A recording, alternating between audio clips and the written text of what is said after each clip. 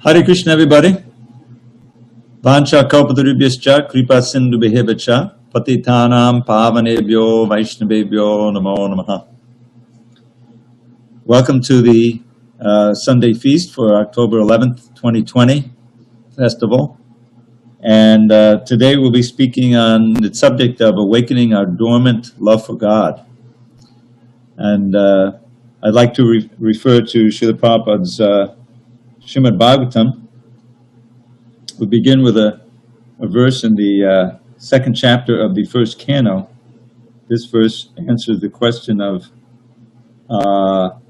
what is the supreme dharma? The sages at Naimisharanya wanted to know what the greatest dharma was for the satisfaction of the self, full satisfaction of the self. And so Sutta Goswami, he's speaking and he gives these important verses, and then we'll read a little bit of the purport to the third one. I'm just going to read the translation. The supreme occupation of Dharma for all humanity is that by which men can attain to loving devotional service unto the transcendent Lord, Krishna. Such devotional service must be unmotivated, in other words, not any personal motivation, and uninterrupted to completely satisfy the self. By rendering devotional service unto the personality of Godhead, Sri Krishna, one immediately acquires causeless knowledge and detachment from the world. The occupational activities a man performs according to his own position are only so much useless labor if they do not provoke attraction for the message of the personality of Godhead. And in this purport, I want to read a section of the purport. In the first verse, the question of the satisfaction of the self is raised. The self is beyond the gross body and subtle mind. He is the potent active principle of the body and mind. Without knowing the need of the dormant soul, one cannot be happy simply with emolument of the body and mind. The body and mind are but superfluous outer coverings of the spirit soul. The spirit soul's needs must be fulfilled. Simply by cleansing the cage of the bird, one does not satisfy the bird. One must actually know the needs of the bird himself. The need of the spirit soul is that he wants to get out of the limited sphere of material bondage and fulfill his desire for complete freedom. He wants to get out of the covered walls of the greater universe. He wants to see the free light and the spirit. That complete freedom is achieved when he meets the complete spirit, the personality of Godhead. There is a dormant affection for God within everyone. Spiritual existence is manifested to the gross body and mind in the form of perverted affection for gross and subtle matter. Therefore, we have to engage ourselves in occupational engagements that will evoke our divine consciousness. This is possible only by hearing and chanting the divine activities of the Supreme Lord. And any occupational activity which does not help one to achieve attachment for hearing and chanting the transcendental message of Godhead is said herein to be simply a waste of time. Om Jnana Timarandasya Jnanandana Shalakaya Chakshur Unmidatam Mena Tasmai Shri Gurave Namaha. I was born in the darkness of ignorance, but my spiritual master, Srila Prabhupada, opened my eyes with the torchlight of knowledge. I offer my humble obeisance to him and all members of Shri Parampara. So this dormant affection for God, which Srila Prabhupada mentions in this purport, was my inspiration for discussing this topic this evening. The entire process of Krishna consciousness that we practice, which Srila Prabhupada gave us, following in the line coming down from Krishna, from Chaitanya Mahaprabhu, is simply directed or focused on awakening this dormant affection for God within each one of us. As Lord Chaitanya teaches to Sanatana Goswami in the Madhya Lila, in his teachings in the latter part of the Madhya Lila of the Chaitanya Charitamrita, Nitya Siddha Krishna Prema Sadhya Kapunoi Shravanadi Shuddha Chitte Kodaye Udoy. That the eternal perfection of Krishna Prema, pure love for Krishna, is there in every soul. It's not something artificial that has to be brought from the outside. And simply by the process of bhakti, beginning with and featuring hearing and chanting about Krishna, beginning with his name, form, qualities, and pastimes, when we do that properly under the guidance of spiritual master, pure spiritual master, that love naturally awakens in the soul. It's not something that we have to try artificially. Excuse me.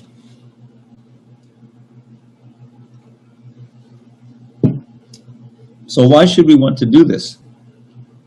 Well, Srila Prabhupada has taught, and following the Shastra, the scripture, that each of us is actually an exile from the spiritual world.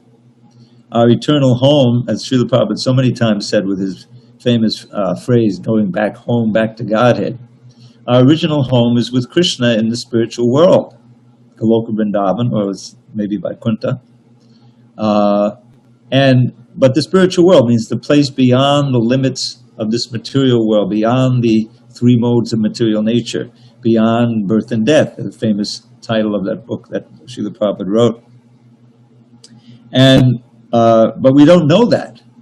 The problem is when we turn away from Krishna and we come to this material world and enter into the world of fear, of limitation, birth, old age, disease, and death, and the miseries caused by the natural disturbances, other living beings, and our own bodies and mind, then our existence becomes fearful. We forget everything about Krishna, everything about our spiritual identity, and we enter a series of bodies, material bodies, both gross and subtle, in which we are completely oblivious to our original nature, and we're simply fighting against the hard struggle for existence in this material world.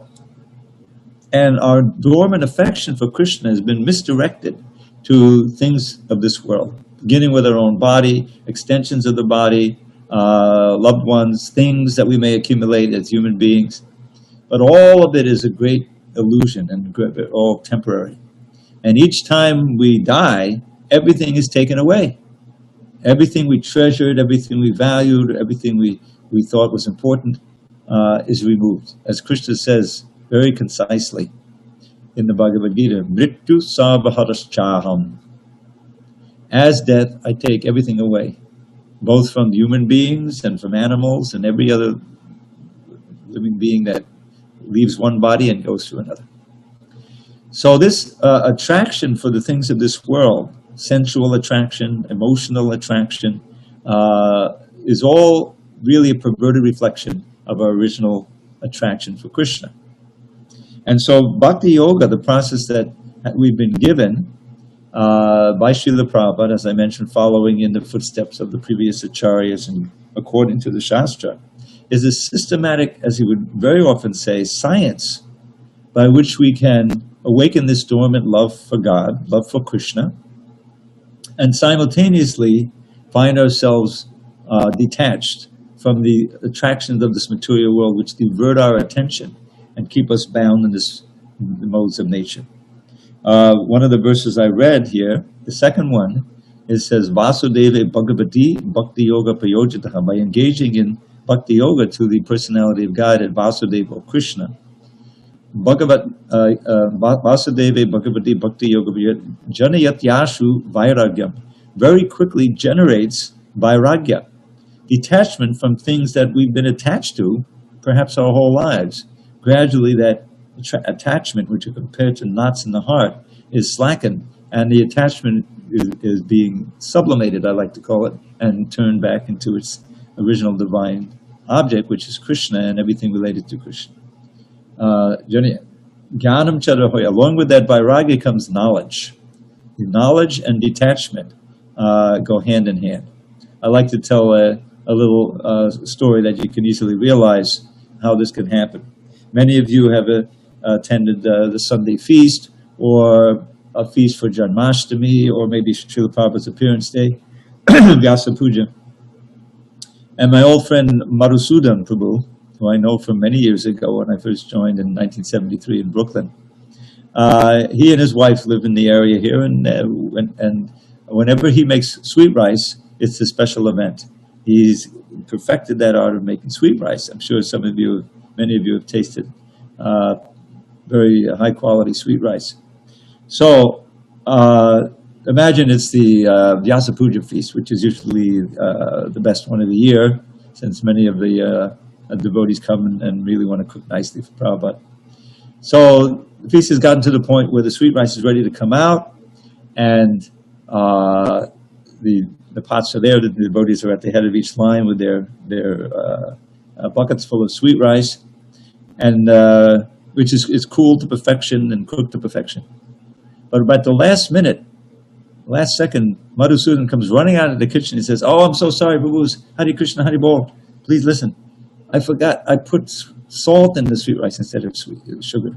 I'm so sorry." Now, immediately that anticipation that you were getting for the sweet rice, maybe it's strawberry sweet rice or something like that, immediately goes away. Because it's no longer, you know that it's not going to taste right, it's spoiled. So the knowledge that it has salt instead of sugar brought you detachment. You see that? So much of the Shastra, so much of the instruction we receive from the scripture and from acharyas like Srila Prabhupada is trying to rip off the mask of Maya, the illusory attractive features of Maya, and show us for what it really is. Just like the body itself. So much of our attention is on our own body and other bodies, and we see some as attractive, some as not attractive, you see. But actually the body itself, in its nature, is what it actually is a bag with a structure inside called bones, otherwise it would just collapse on the floor, and filled with all kinds of abominable substances. Krishna himself speaks this verse that Prabhupada would often quote, Yasyatma buddhi kunapeti dhatuti swadhi kalatratisha bhoma ijidi yatirta buddhi sarane nakarisha janeshu abhigyeshu saeva. Gokara. Gokara means a cow or an ass, or it can mean the donkey that carries the fodder to feed the cow. But in either case, the idea is that Yasyatma buddhi kunapeti dhatuti. In this verse, Krishna refers to the body as a bag, kunape, which is filled with three dhatus, the famous three dhatus from the Ayurveda, mucus, bile, and air. Now, which one of those separately is at all attractive? You know, the only thing is we know they should be in balance for your good health. But that's what's inside the body. So he says, anyone who thinks that, yasyatma buddhi, that I am this body, made composed of those things, has the mentality of a donkey. In other words, not very nice. And someone who is thinking that wife, family, and bank balance, and all these things, they're mine, yasyatma buddhi kunabeti dhatagi, swadhi, thinking they're mine, buddhi kalatra adishu.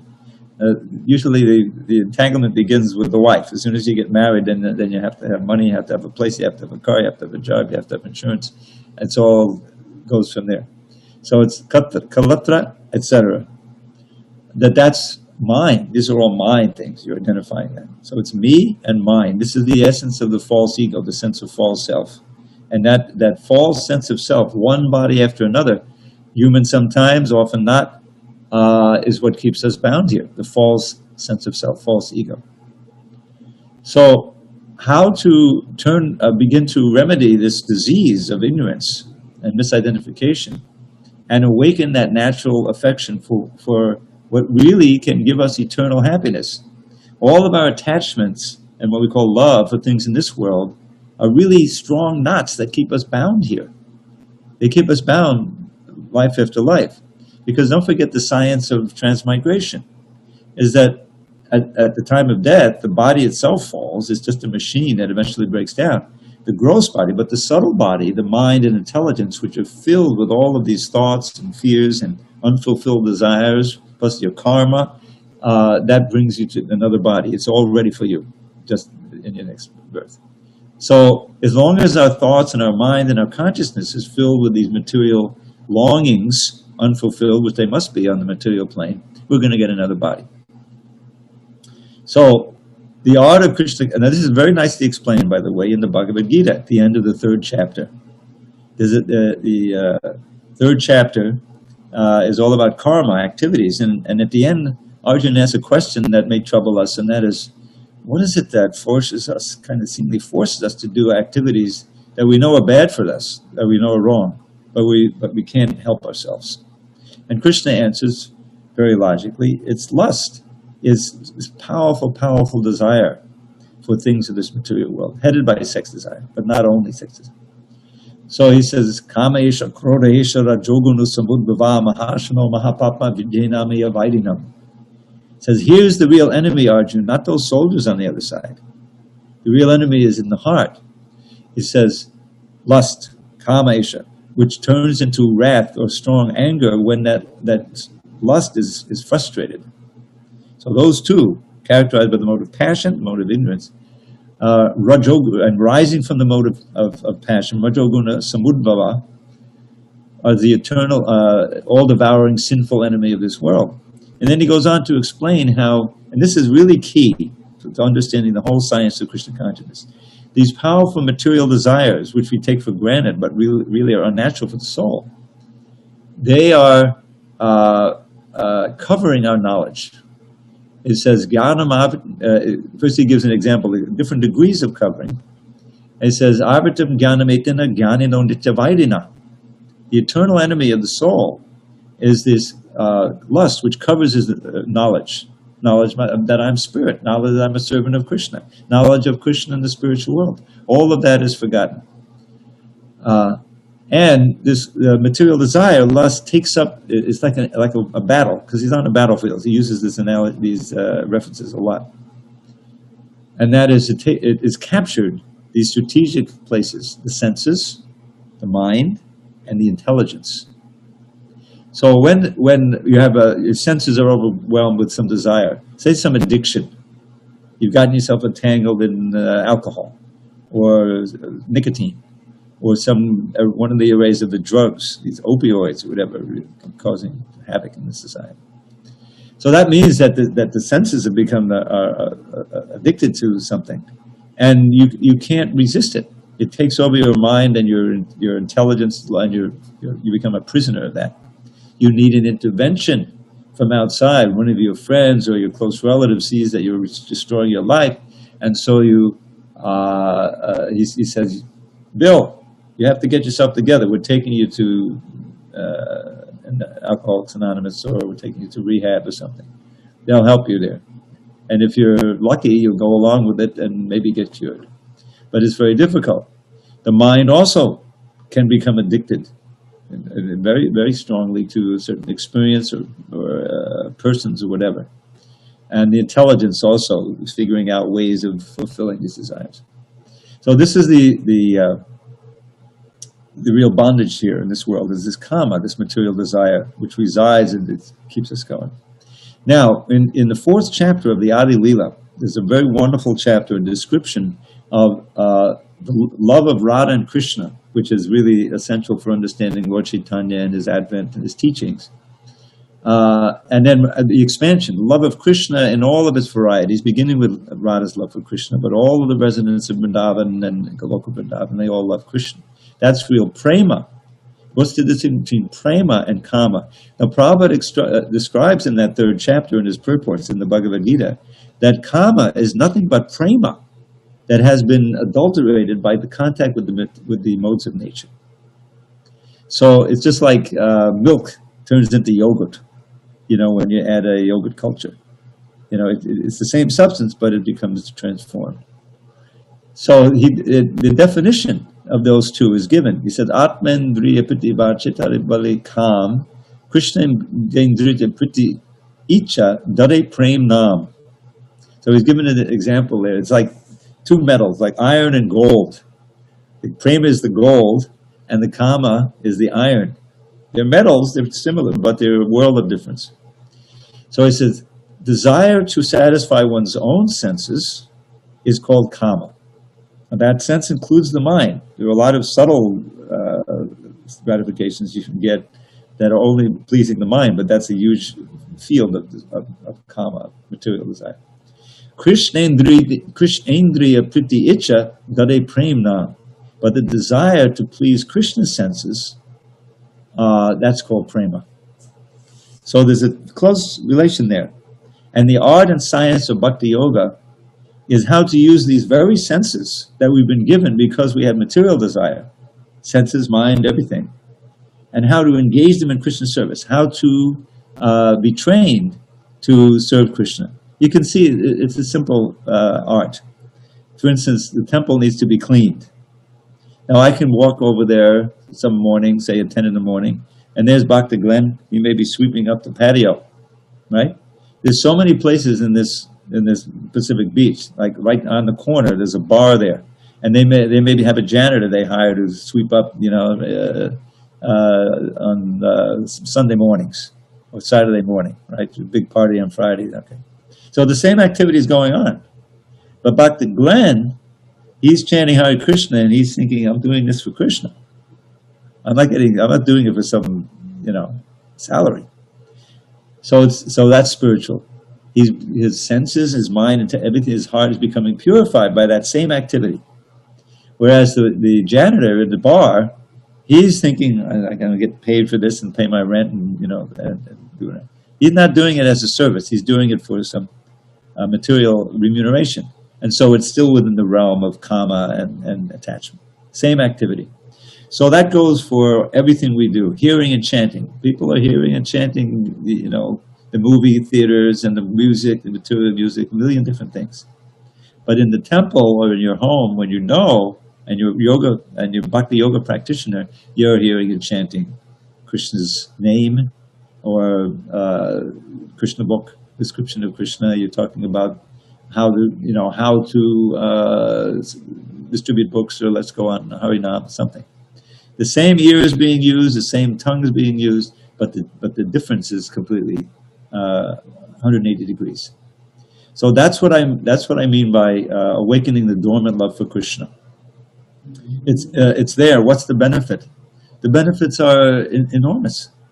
The benefits are completely out of the realm of anything material. The benefits of practicing Krishna consciousness, even a little bit, and this is important, it's understanding, especially if someone is just beginning his process or is just curious about it, is that there's no loss or diminution. The famous verse in the 2nd chapter. You simply come to the temple once, you chant a little Hare Krishna, so much benefit you don't know. We don't know all the subtle things that are going on with our karma, with our consciousness, with our relationship with the gods, what to speak of, with God himself, Krishna. But we are told, and again, that just a little bit of chanting Hare Krishna, just once, eradicates millions of births of karma that is due to keep you bound up and manifest gradually over these lives, and new karma comes, and it's a big entanglement. So the idea is that even a little progress on this path is invaluable. What to speak of making serious progress toward actually awakening that dormant love for Krishna. And the wonderful thing about it is that nobody is disqualified. Just like if you want to become a lawyer, right, you have to go through so much schooling. You can't just go to law school. You have to have a degree, from a lower college and get into it. There's a lot of prerequisites to become a lawyer. So, but to become a bhakta, you don't need any. You can come from anywhere, any station, any age, any gender, any nationality. Prabhupada proved this. It's wonderful. Some of you have been to Mayapur during the festival, Gopunim festival in February, March. Last time I was there was a few years ago. But so many Chinese devotees, so many Russian devotees, a lot more than Americans actually. It's a lot easier to get there from those countries. But every country, South America, North America, Japan, everywhere, Middle East. And you see it's a real United Nations, and big kirtans in the temple or on the street as we do parakram, This was Bhaktivinoda Thakur's prayer and his vision, and it's coming to pass. Because of all of these other things, we're just wearing different clothes. We have different, nationalities and ethnicities. That doesn't mean a darn thing. When you're chanting together the holy name, no one is thinking about that. You're thinking of Krishna, how wonderful it is that this gift has been given by Srila Prabhupada and his forebears who made it possible, and following, the order and the desire of Chaitanya Mahaprabhu. So every one of us should endeavor to learn this science and to practice it seriously, because it truly is the only valuable thing in this world. One of the verses we read, the last one before before I read this purport, Dharmak Swanasitak Pangsam Vishrakshena Katasuyak no Pari Yadidatim Shrama Evihi Kevala, is that whatever dharma you're doing, whether it's just your ordinary duties in the world, in some classification, Brahman, Kshatriya, Vaishya, Shudra, or even without that, or some religion that you have, that, this is, okay, this is related to God. But whatever it is, it needs to nourish your desire to hear about God, to learn about God, and to reawaken your relationship with God. If it's not doing that, Shrama Evi Kevalam, the Bhagavatam does not mince any words. It's completely useless. Now, this is a very radical statement. How can that be? There's so much, aside from just the ordinary doings of getting and spending and trying to fend off this virus or whatever, what about philanthropy? What about all these things? Well, that's certainly better than just gross sensual activity or selfish or vicious activity. But if it doesn't evoke the interest in God consciousness, your eternal relationship with the Supreme, then ultimately it's also useless. Because you may educate someone or feed them or give them an education, but they still may become entangled in some sinful activity, or it won't help them to get out of birth and death. In other words, without that knowledge that we're not this body, that we're spirit, soul, and that our mission is to go back to Godhead, and the way to do that is to develop love for Krishna, then it's just like what Shakespeare said, a tale told by an idiot. We strut in front our days. I forget how it goes. I memorized it when I was a kid. But he had, he was speaking at that point some truth about, Vedic philosophy. Is that all of this, hubbub and all the energy people put out, it's all a huge mistake. Because at the end of the day, everybody leaves their body, and according to their karma, whether they violated the laws, how much they violated the laws of God, the laws of nature, they're going to suffer or enjoy the next life, but they're still basically in this position of birth, death, old age, and disease. So, and the wonderful thing about Krishna consciousness is that, there are all kinds of God consciousness. Even in the Vedic culture, there's worship of Lakshmi Narayan, and which is fine. But Krishna is so all attractive. That's the meaning of his name. That Lord Chaitanya, when Krishna came with Lord Chaitanya, he gave the highest to the lowest. Namo Mahabhadanyaya Krishna Prema Padayate. Mahabhadanyaya means the most munificent incarnation of Krishna. Even more munificent than Krishna himself, because he's freely giving out this prema, Krishna Prema Padayate, which is the highest treasure in existence, possible treasure. That love for Krishna opens up everything. It opens up your understanding of God. It opens up the ocean of happiness that doesn't dry up, that doesn't end. The great distinction between material pleasure and spiritual pleasure, as explained in Bhagavad Gita, Yehi sansbhaja boga dukkha yonaya evate, ajantabantan konteya nateshu ramade buddha. One has to be intelligent, Buddha. Is that the pleasures of the senses in contact with the sense objects is the very source of our misery. We can see it in the extreme cases where someone gets into drugs. You don't get into drug in order to turn into a zombie and suffer. You get it because you want some kind of high, some kind of pleasure. And there's something there. No one can deny it. There's something there. But what's the end of it? You become addicted to it, or it ruins your brain, or you become dysfunctional, or you ruin your family life. There's all kinds of results just for that high, which eventually often becomes simply you need the drug just to feel normal. Obviously it's a self-defeating and mode of ignorance type of thing.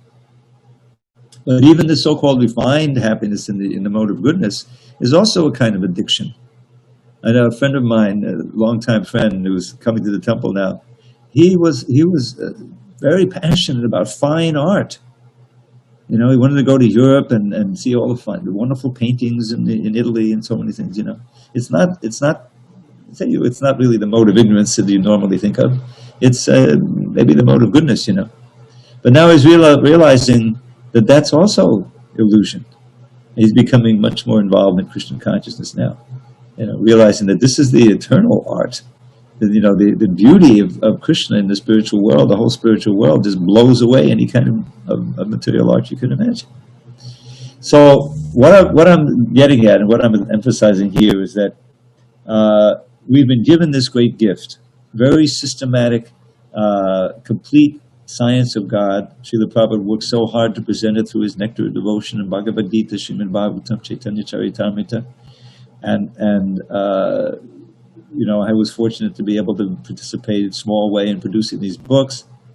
But these are great gifts in so many languages. And why are they so great? Because they open up this world, as Prabhupada said, inviting us into the house of Bhakti, and which is simple. Just chant Hare Krishna and come to the temple and hear. And it immediately something awakens in the soul. And that is that long lost relation with God, with Krishna, who is our beloved. He says, Suridam Sarvabhutana, right in the Bhagavad Gita. I am the best well-wishing friend of every living entity. And he's always with us. He's with us in the heart. He's trying to speak to us, but we don't want to hear him. So he comes outside as great acharyas and sadhus like Prabhupada, and he comes also manifests his shastra, the scripture. So in every way, Krishna's inviting us, he's teaching us, he's chastising us, he's attracting us, if we allow ourselves to be attracted. And this, it's not difficult. This is what the disciples of Srila Prabhupada and any followers, sincere followers of this movement, take up as their mission, to become agents, somehow presenting this science in the best way we can, and giving others a chance to begin the process and advance in the process. It's not something, again, it's not something artificial. It's coming back to our natural state. As I like to, Lord Chaitanya, he didn't write much. He spoke and taught others like Rupa Goswami, Sanatana Goswami, and who then wrote volumes of books according to his teachings. But he did write the Shikshastika. The Shikshastika is full of great instruction. So I'd like to share that. I put it into a little poem, especially the first verse.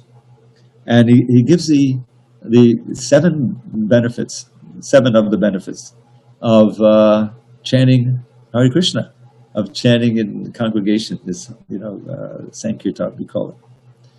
Chanting, dancing, playing musical instruments. So he says, Cheto Darpanamarjanam, Bhavamahada Vagninivapanam, Shreyakaida Bachandrika Vadadanam Vidyavadhu Jivanam, Anandam Buddhivardhanam Buddhipadam Purnamita Swadanam, Sarvatma Snapadam Padam Vijayate, Sri Krishna Sankirtanam.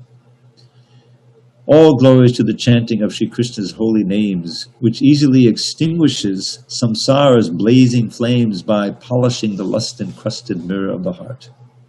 The chanting is the waxing moon that knows the secret art of causing the white lotus of good fortune to unfurl its petals far and wide throughout this bleak and blighted world.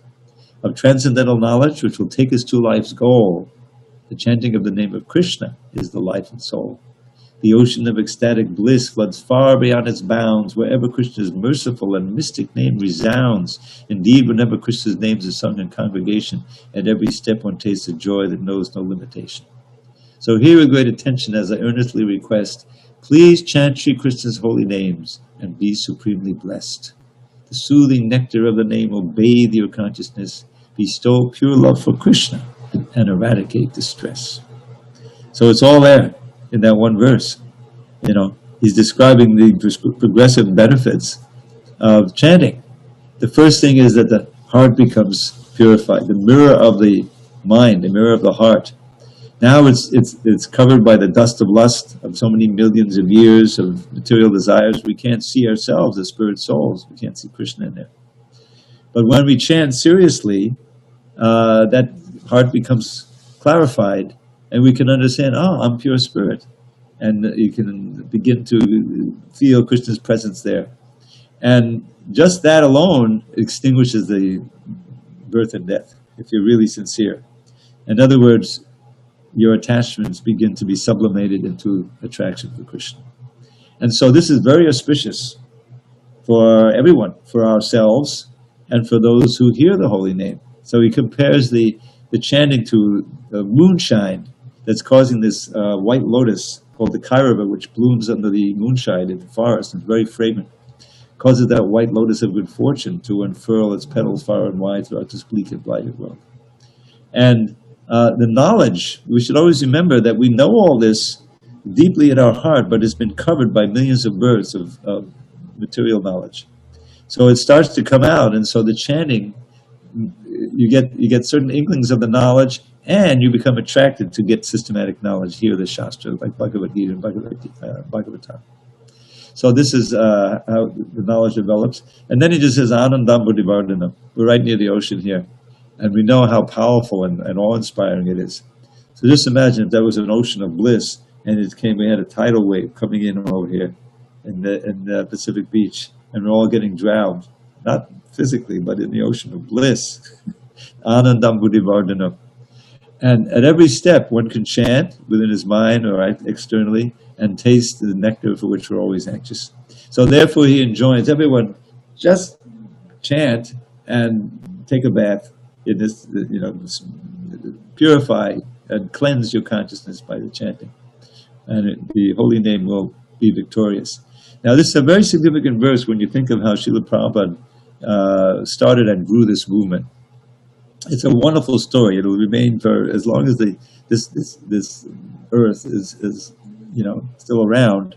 This story is going to become it can inspire anyone who hears it 10,000 years from now. Prabhupada, he was given the instruction to spread the holy name and to preach in English, and he spent a whole lifetime in India trying to do it. Right? He had ups and downs, but basically he couldn't succeed there. But he wrote a great effort. He wrote and published 3 volumes of the Bhagavatam. And once he had that, he felt he had his ammunition for traveling to the West, all alone, no money, really no contacts, just to go completely relying on Krishna's protection and his inspiration. So it wasn't easy. He risked his life, almost lost his life externally, it seemed that way. And yet he was able to plant the seeds in America in a few very receptive hearts. And this movement grew. And Prabhupada is said, and it's clear from those who knew him, he had great faith in the power of the holy name for purifying and for attracting people. And that's exactly what he did. Of course, he spoke, but mostly he chanted. And then whoever was left after the chanting, then they were the most sincere people. They didn't get up and leave. And Prabhupada would speak on Bhagavad Gita, gives instruction. And obviously there were some receptive hearts there, and it started from there. So that process is universal. Wherever there is someone who's fortunate enough to be a little interested in some of these things, they've read a book or they saw some, then they're open to hear more. And if they actually hear and begin to chant the holy name, then Krishna takes over from within the heart and the attraction begins. I'll give you another verse. This is about how the great acharyas like Raghunath Das Goswami experiences the chanting of Hare Krishna. You know that the word Hare is really vocative for Hara, which is a name for the goddess of fortune. The supreme goddess of fortune is Radharani. So when we say Hare Krishna, we're saying Radha Krishna. We're addressing Radha and Krishna. And as Prabhupada said, we're asking them for service. Please engage me in your service. So this verse by Raghunath Das Goswami, which I put into a poem also, he's comparing these names to very sweet drinks, like you've had nectar drink or kheer, and he's saying to mix those drinks and to drink them eternally. So he says, Radheti nama navasundara sidhu mugdham Krishneti nama madhurapadaghara dugdham Savakshanam sodabhiraga himena ramyam kritvatadhaivatadame rasane chadarte. An excellent fresh nectar drink with endless subtle tastes, such as the name of Radha, by whom all 3 worlds are graced. Condensed milk that is wonderfully delicious, thick and sweet, such as the name of Krishna, in whom all attractions meet. Now mix these drinks, O thirsty tongue, and add the cooling, fragrant spice of love, a prize the wise will try to buy at any price. And then at every moment drink this beverage most fine, and make my heart supremely blissful, peaceful, and divine. So these are the actual experiences of our great acharyas in chanting the holy name. It's just a question of purification. The holy name of Krishna is non-different from Krishna. Hare Krishna is Radha Krishna, and we can experience their actual presence through the name, with non-different from the name. This is the great mercy of the Lord, is that how can we see? We can't see anything spiritual, we can't see the form of God, but we can hear and we can chant this name. And by doing that, everything is achieved. We become fascinated about what is this power of this name, and we want to know more about it. We open one of Srila Prabhupada's books. And so on the foundation of knowledge, our faith deepens, and we take up the process. So this is the means of awakening our dormant love for Krishna. It's the most valuable jewel that could possibly exist. The spiritual jewel of prema, of love for Godhead. And Lord Chaitanya is giving it out by this process of especially congregational chanting, but also complementary the meditative chanting. That's the heart of the process that we've been given.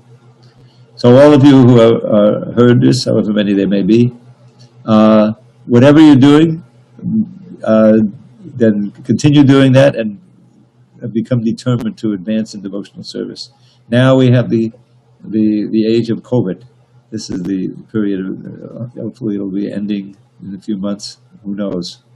But whether is or not, nothing can stop the process of Krishna consciousness. In fact, last week I gave a talk for Brampton devotees in Toronto called the silver lining of the COVID-19 cloud.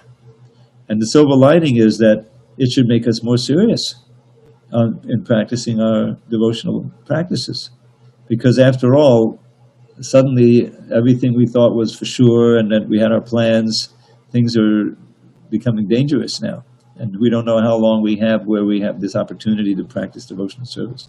So there's so much facility for hearing and chanting through the internet, becoming serious about studying Prabhupada's books, buying that Srimad Bhagavatam set that we know we should have in our homes. That's so auspicious to have, like having the Orion right in your home. And really getting serious about advancing in devotional service, because there's danger at every step, and we want to be firmly fixed on the boat of devotional service, which is the only safe place in this world. Samashitaye padapallavam mahatpadam punnayasho marare pavambude vatsapadam padam yad vipadam natesha. For those who take shelter of the boat of the lotus feet of Murari, Krishna, the enemy of the Mura demon, which is the place where all the Mahatmas stay, and where all the entire universe is sitting. And Murari, the very glorification of whom brings piety, spiritual piety to anyone. For those who are firmly on that boat, the entire ocean of this material world of samsara, which is impossible to cross on our own, shrinks down to the water that can be contained in the hoofprint of a calf. And so not for those who are taking shelter of Krishna's lotus feet is this place where there's danger at every step. But there's nicely situated in the spiritual world. So therefore, in this dangerous world, we should be taking shelter of Krishna. And I'll share one or two more verses with you. And then we should have questions, or is there any facility for that? I didn't see any questions asking in the YouTube, but there are 22 people watching now. 20 people watching. Oh, there are. Okay, they're out there. It's like a big Bhagavatam class or Gita class. Anyway, thank you for listening in. I really appreciate it. So one or two more shlokas. So many verses. They're praying to Krishna to please lift me up. It's like Uddhava. He's a beautiful prayer in the 11th canto. This is why it's so important to have a Bhagavatam. 11th canto has the Uddhava Gita, Krishna's last instructions on this planet, and it's an expansion of the Bhagavad Gita. It's longer than the Bhagavad Gita. It deals with many of the same subjects, but it has a little different flavor. So in the middle of that Uddhava Gita, Uddhava himself he asked Krishna, please go on speaking, you know, that just as Arjun does and Parikshit does. So he has this verse, he says, very nicely, he paints a picture of ourselves, myself. Dashtam janam sampatitam bilesmin kalahina chundra sukoru tarsham samudharayanam kripayapavaga vachobarasin chamahanubhava. So he paints a picture. This often does by the great devotees like Uddhava or Prahlad. They'll paint themselves as conditioned souls, you know. So he's saying, my dear Lord, I've been bitten by this horrible, poisonous, dangerous snake of time. And I've fallen into this snake hole of the material world, and I'm bitten by the snake of time. Dashtam janam, this person has been bitten. Dashtam janam, sampatitam bilesman, having complete and fallen into this bile. Bile is like a snake hole. You know, he compares this material world. Kalahina, the snake of time, very dangerous. And yet, despite being in this dangerous position and being doomed, you know, to die in this world, that's what time does. He says, Chudrusu korutarsham. And yet, despite being in this situation, I'm still very, very desirous of insignificant sense gratification. So I'm a fool, in other words. So then he says, here's the remedy, my Lord, please help me. He says, Samudharayanam, please lift me up out of this hole by speaking your words, which bring liberation. Out of your mercy. Kripayapavaga, vachobir, your word, vachobir asincha, sprinkle these nectar words upon me. Mahanubhava, O great Lord. In other words, the words of Krishna directly from the Gita or from the Uddhava Gita, or as given to us so wonderfully by Srila Prabhupada and great acharyas like him, they're a lifeline that'll take us right out of this dangerous world. So there's many prayers like that, and we can adopt those. What does Queen Kunti say?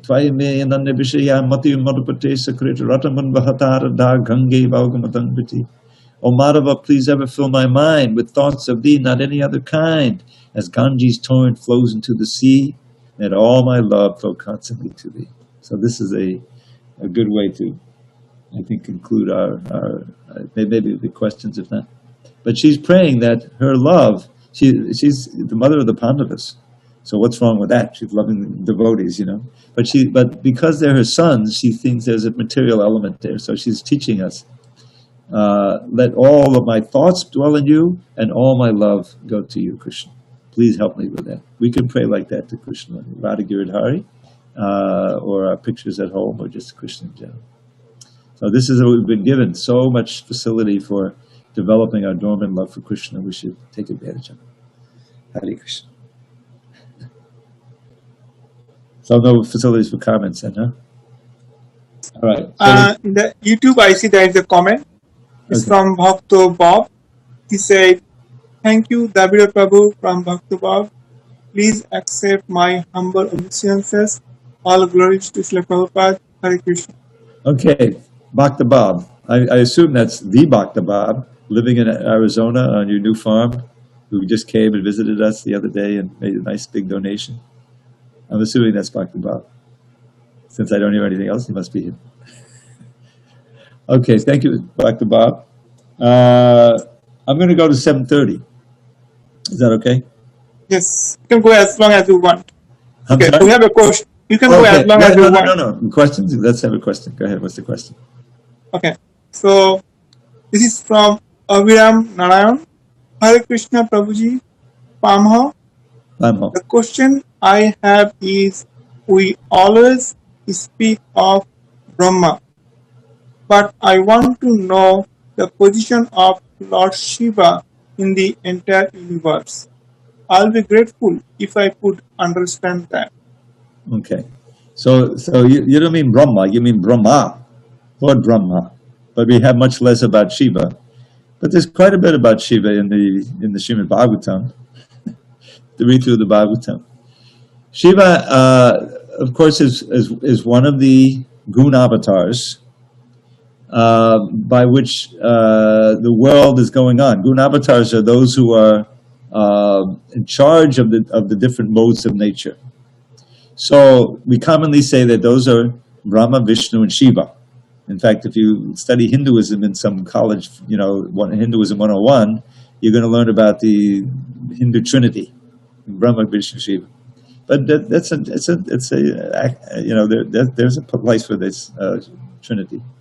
So what is that? So this is one way in which Shiva is important to understand, is that the one who is in charge, or one who is overseeing the mode of goodness, is Vishnu, and he maintains the universe by expanding, not as Kshirodaksha Vishnu, as Mahavishnu and Garbhodaksha Vishnu and Kshirodaksha Vishnu, and in every atom and in every heart, he's expanded as Super Soul. So in this way, Vishnu has the most difficult job, which is to maintain. Even on this earth, if you want to start something up, you can start it up, but to maintain it over years and to destroy it is the easiest of all, right? So that's Vishnu's job, and Brahma is in charge of passion, and so you read about him creating. He's got a big headache. Let's say headaches. He's got 4 heads. How to populate the universe. You read his 2nd canto, 3rd canto, how it's such a difficulty. It doesn't go smoothly. He started populating the universe, but then some of his children come after him, and he's got to get rid of that mindset, and on and on and on. The Japatis have to be. The 4 Kumaras come out first. They don't want to have anything to do with getting married and having children, and so he becomes angry. And from between his eyebrows, Shiva comes. This is one way you can understand Shiva manifest. So Shiva is in charge of destruction. He expands into the Rudras, 11 Rudras, and then they do a dance, and it destroys the whole universe. But Shiva is also important in the creation, because there's a manifestation of Shiva as the glance of Mahavishnu, because Vishnu doesn't directly touch Maya, he just glances. But Shiva does, and so he's not on the level of Vishnu. But he's not a jiva either. He's got his own tattva, Shiva tattva. He's not a jiva, but he's not Vishnu either. So because he consorts with Durga, Maya, and then all the living entities come out and begin to get manifested. So, but Shiva is also, of course, has his own sampradaya. He has one of the 4 Vaishnava sampradayas. So Vaishnavanam Yata Shambhu. This is in the Bhagavatam, meaning that he's the greatest Vaishnav, Shiva. He even has a place in the rasa dance as the guard, Gopishwar. He becomes in the form of a gopi, and he's guarding the whole area of the rasa dance in Vrindavan. So Shiva has many roles to play, and he comes up periodically in the Bhagavatam, and we can learn about him. Shiva Ratri we don't so much celebrate, but it's a good chance for us to explain that Shiva's not God. He can be worshipped as a great Vaishnav. We don't offer food directly to the Shiva Linga, but we can offer to Vishnu and then give Shiva the remnants. So Shiva has an important place. And we just read in the 4th canto, there's a beautiful song of Shiva in the 4th canto. He meets the Prachetas, the son of King Prachanabarhishat, and they're going off to perform severe austerities to then become Prajapatis and populate the universe. So Shiva arranged that they meet him, and then he speaks this beautiful song, which is all about Bhakti, is all about Krishna, the worship of Krishna, which is very clear that Shiva himself is worshiping Krishna. So if you want to please Shiva, which he says in this song, worship Krishna, don't worship him for some material thing. Bhakti, means worshiping Vishnu or Krishna, not for material, ahoitaki, but for the pleasure, your pleasure. You can pray for love. You can pray to please lift me up out of this world and place me at your lotus feet, so I can serve. But that's some of the things about Lord Shiva. If you investigate the Bhagavatam, there's some chapters, where he takes a very prominent role. Okay, anyone else? I see one comment from Susan Isinger. She said, Hare Krishna. Thank you. Hare Krishna to you. As you said, she's a singer?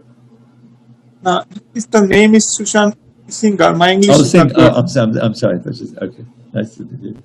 All right, so we have 2 minutes. So I have time for 1 or 2 more little verses.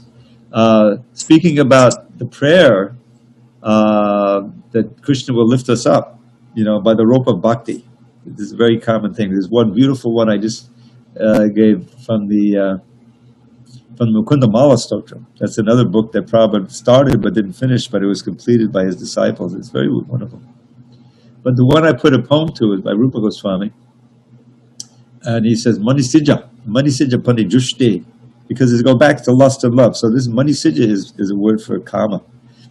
Madhusita Pani Jushte, Labdapatos Midushte, Timanagahana Rupe, Hamta Sansara Kupe, Ajita Nakada Daksha Heta Mundara Daksha Mupanaya Mamahaste, Bhakti Raju Namaste. Bhakti Raju, the rope of bhakti. Fallen in this deep and dark and dirty well of Maya, threatened by the snake of lust, whose venom burns like fire. Helplessly I plead, O Lord, whose strength is never in doubt, place the rope of bhakti in my hands and pull me out. So I like to, the rope of bhakti is everything we've been given. The holy name, the temples, the process of bhakti. This is our savior, our salvation. So the rope of bhakti has been lowered down by this ISKCON movement, by Srila Prabhupada's grace. What we have to do is grab the hold of that rope and hang on. And that consists of following strictly and increasing our devotional practices nicely, without offense. And then Krishna will pull us right out, take us back home, back to God. Prabhu, there is one more question. Oh, there is a question. Okay. Okay, this is from the same person, Abhiram Narayan. He said, so every universe has one Lord Shiva? Yeah. Yes, because every universe eventually must be destroyed. So Shiva's there to expand and destroy it. Just like we have a Brahma, you have a Shiva in every universe. There's a Garbhodakshai Vishnu in every universe. Why wouldn't there be a Shiva in every universe? You understand? Okay. Thank you very much for your attention. All glory to Srila Prabhupada. Hare Hare. There is one more question. Oh, I'm sorry. So this is from Sid Dasi. She said, how to focus my mind while chanting the Maha Mantra? How to focus the mind? Well, that's the big question, isn't it? Because there's a whole, there are many answers to that question. Has it been systemized?